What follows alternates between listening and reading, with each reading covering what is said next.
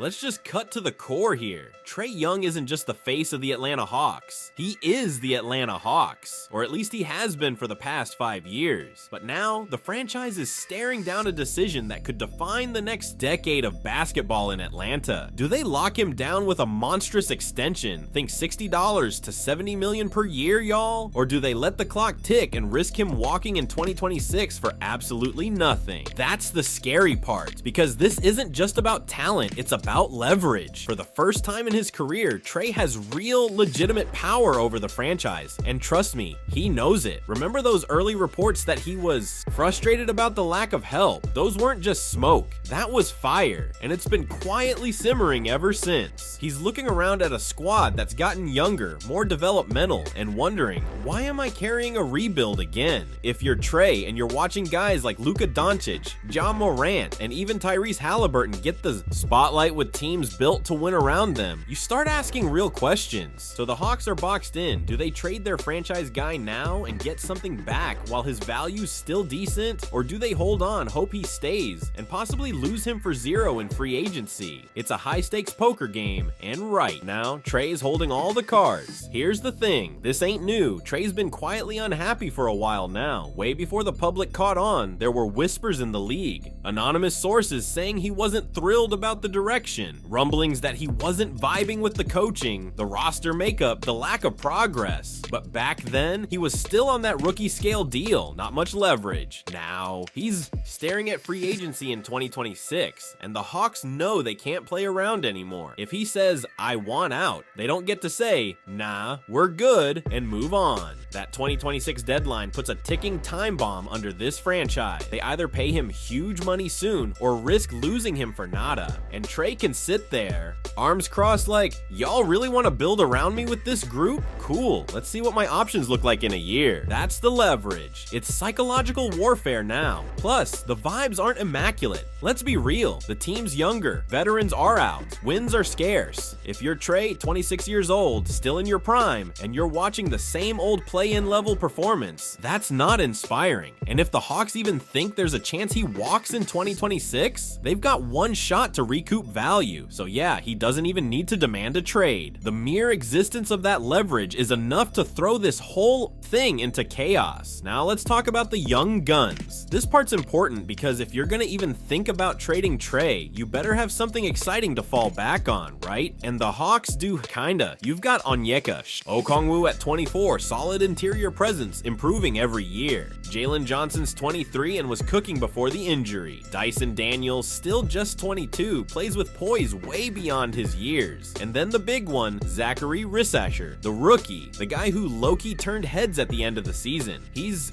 only 20, but the flashes, man, they're real. The tools, the length, the shot creation. Wait, it's all there. If he pops, you've got something. But here's the issue. Even with all that young talent, this team feels capped. Play-in tournament level, maybe low 40s win total, and that's with Trae. Without him, yikes. And none of these guys, at least not yet, scream franchise cornerstone. You don't trade a star unless you know someone's ready to take that mantle. And as fun as this young core is, there's a ceiling problem. It's exciting, but it ain't elite. So the Hawks are in this weird purgatory. Too good to tank, too mediocre to contend. And banking on internal growth alone feels like a roll of the dice that could backfire big time. Alright, let's get into the money, because if you're gonna keep this core, whether or not Trae stays, you're about to cut some serious checks. Jalen Johnson's already inked a $30+ million deal. Okongwu's off his rookie contract and got paid. Dyson Daniels is next in line for an extension. Risa Chair will be up in a few years. And Trae, if he signs that Supermax, you're talking about one of the most expensive non-contending rosters in the NBA. That's brutal. And under the new CBA, that ain't sustainable. Teams are being way more careful with who gets the bag. Gone are the days of just handing out max deals like Halloween candy. Now, if you're not a championship level dude, GMs hesitate. That's the climate Trae's entering. And it's what's killing his trade value too. It's not just, is Trae good? It's, is he $70 million a year good? Most teams are saying no. So the Hawks are potentially looking at a guy they can't move and can't afford to overpay, and a core that's too expensive to realistically upgrade.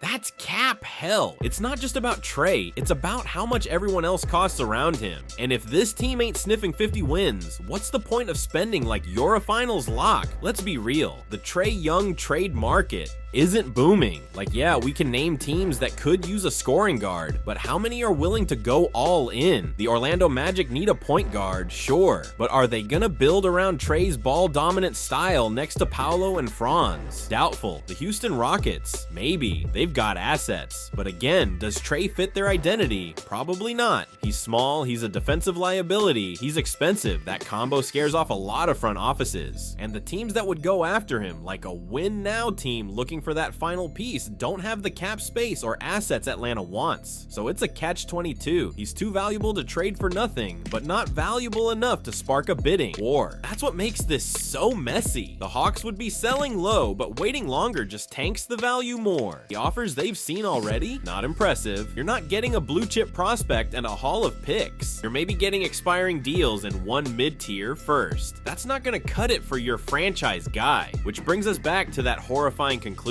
Trae might stay, not because Atlanta's committed to him, but because the league just isn't. This one hurts, man. Remember when the Hawks swung big on DeJounte Murray? Yeah, that backfired in every way. Not only did it not work on the court, but the ripple effects are still messing with Atlanta's rebuild. Why? Because they don't own their first round picks in 2025 or 2027, both of which are unprotected, and both of which are in the hands of the San Antonio Spurs. That's nightmare fuel for any front office. It means you can't tank even if you wanted to. If you trade Trae and bottom out, congratulations, you just handed Wemby another elite prospect, so you're stuck. You can't rebuild, you can't go all in, you're just kind of floating. They do have the Lakers 2025 first, which will probably be late, and the Kings 2025 first, which is top 12 protected. That could be a late lottery pick, best case scenario, but still, this is what happens when you go all in for the wrong guy. DeJounte was supposed to be their Donovan Mitchell move. Instead, it turned into a draft pick heist for the Spurs, and now Atlanta's paying the price. Okay, so it's not all doom and gloom. I mean, it's mostly doom and a sprinkle of gloom, but the Hawks do have a couple of paths they can take here, though none are particularly glamorous. Remember those draft picks we just talked about? The Lakers 2025 first and the potentially juicy Kings pick. Those could be useful, not for rebuilding necessarily, but for patching some of the glaring holes on this current roster. There's been some light speculation that the Hawks could target a guy like Malik Monk, who by the way has quietly become a scoring machine off the bench. Or maybe even DeMar DeRozan if the Kings decide to shake things up and Atlanta wants to chase some reliable veteran mid-range scoring.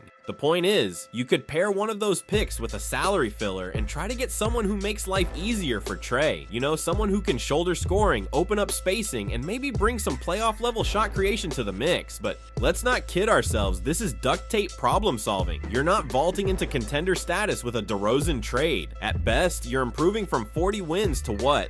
45? That's barely a different tier in the Eastern Conference. And we haven't even mentioned the financial gymnastics it would take to make these trades work without tripping over the luxury tax. These aren't long-term fixes. These are let's keep the lights on moves. The Hawks are essentially stuck trying to build around Trae without making a real leap, unless Risacher turns into Paul George overnight. So yeah, there are moves to be made. The question is, are they actually worth it? Or are they just prolonging the inevitable? Let's just say what everybody's thinking. This team isn't built to win big. Like, yeah, they've got talent. Yeah, they've got pieces, but the ceiling, it's low. And that's the most painful part of all this. You can talk yourself into the upside of Trae Young, Zachary Risacher, Jalen Johnson, Dyson Daniels, and Onyeka Okongwu. That's a nice little five-man core, right? But let's be real, it's not scaring Boston. It's not cracking the top of the East. Best case, you're the new Sacramento Kings, and not the old cursed ones, the modern day Kings. Fun, flashy, offensively spicy, but not a real postseason threat. That's your ceiling. And the worst part? That's if everything goes right. If Daniels takes a leap, if Risacher becomes a 20+ PPG guy, if Johnson stays healthy, if Trae matures into more of a team first player who doesn't get hunted every possession in the playoffs. And even then, you're a second round exit. That's not why you hand out a $70 million extension. That's not why you sell the future. to get DeJounte Murray. This team wasn't built for the middle, but that's exactly where they've landed, and middle-tier teams are the hardest ones to escape from. You're too good to blow it up, too mediocre to make noise. So the front office has to ask itself, do we accept this as our fate? Or do we bite the bullet and start reshaping this core for something with more long-term juice? Because good but not great is the most dangerous trap in the NBA. Alright, here's where Sporting logically really laid it down, and honestly, it makes a lot of sense. He's not beating around the bush. He's saying if it were up to him, he's trading Trae Young yesterday. And look, that's not because Trae's bad. It's not some anti-Trae agenda. It's just the cold, brutal reality that his fit with this team, both on and off the court, isn't yielding winning basketball. You take the L, accept the market's a little soft, and try to get the best possible package now, while you still can. Because let's be honest, once he's 29 making $70 million a year and still can't guard a folding chair, that's not a trade asset, that's a cap anchor. Now here comes the kicker, the part that's frustrating, but probably the most likely. After all the trade talk, all the scenarios, all the what if hype, the Hawks might just do nothing. No blockbuster deal, no bold pivot. Just run it back, pay Trae, bet on internal growth, pray that Risa Kerr becomes a star. That's the reality of most NBA front offices. They play it safe. They kick the can down the road and hope things magically fix themselves. And honestly, that's probably what Atlanta will do. Not because it's smart, but because it's easy. And maybe, just maybe, they'll hover around 45 wins. Maybe they'll get back to the playoffs. But we all know what happens then. First round exit again. And the worst part? If Trae doesn't get traded now, they'll try again in a couple years, when he's older, more expensive, and far less appealing. That's how you miss your window. That's how you go from potential rebuild to long-term irrelevance. And the fans, man, they deserve better. They've watched this team try the same blueprint over and over again. Load up around Trae, get burned, reset around the edges, repeat. It's exhausting. And while making the conference finals that one magical year was fun, even that was kind of a fluke. This core never reached that level again, and without major change, they probably never will. So yeah, buckle up Hawks fans, because unless someone in the front office grows a spine, we're looking at another year of just good enough. And in this league, that's the worst place to be.